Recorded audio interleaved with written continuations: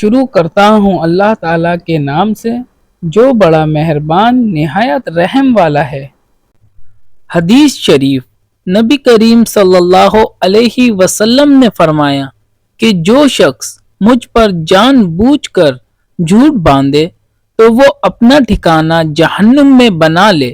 صحیح بخاری حدیث نمبر 108۔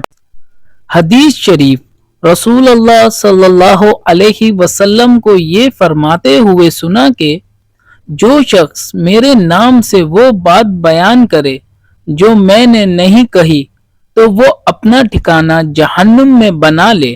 صحیح بخاری حدیث نمبر 109۔ حدیث شریف، رسول اللہ صلی اللہ علیہ وسلم کا فرمان ہے کہ اپنی اولاد کا میرے نام کے اوپر نام رکھو مگر میری کنیت اختیار نہ کرو، اور جس شخص نے مجھے خواب میں دیکھا تو بلا شبہ اس نے مجھے دیکھا، کیونکہ شیطان میری صورت میں نہیں آ سکتا، اور جو شخص مجھ پر جان بوجھ کر جھوٹ بولے وہ دوزخ میں اپنا ٹھکانہ تلاش کرے۔ صحیح بخاری حدیث نمبر 110۔ حدیث شریف، جنحیفہ کہتے ہیں میں نے علی رضی اللہ عنہ سے پوچھا کہ کیا آپ کے پاس کوئی اور بھی کتاب ہے؟ انہوں نے فرمایا کہ نہیں، مگر اللہ کی کتاب قرآن ہے، یا پھر فہم ہے جو وہ ایک مسلمان کو عطا کرتا ہے، یا پھر جو کچھ اس صحیفے میں ہے۔ میں نے پوچھا اس صحیفے میں کیا ہے؟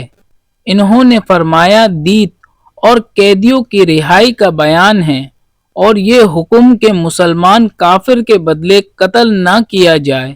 صحیح بخاری حدیث نمبر 111۔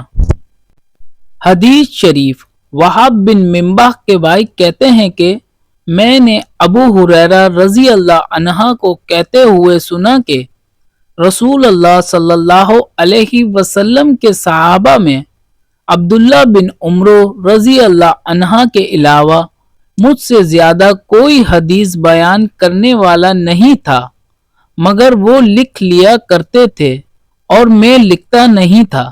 صحیح بخاری حدیث نمبر 113۔ ثواب کی نیت سے حدیث شریف کی ویڈیو کو لائک شیئر کر کے ایک پیارا سا کمنٹ کریں اور چینل کو سبسکرائب کر کے بیل کا بٹن دبا لیں۔ جزاک اللہ۔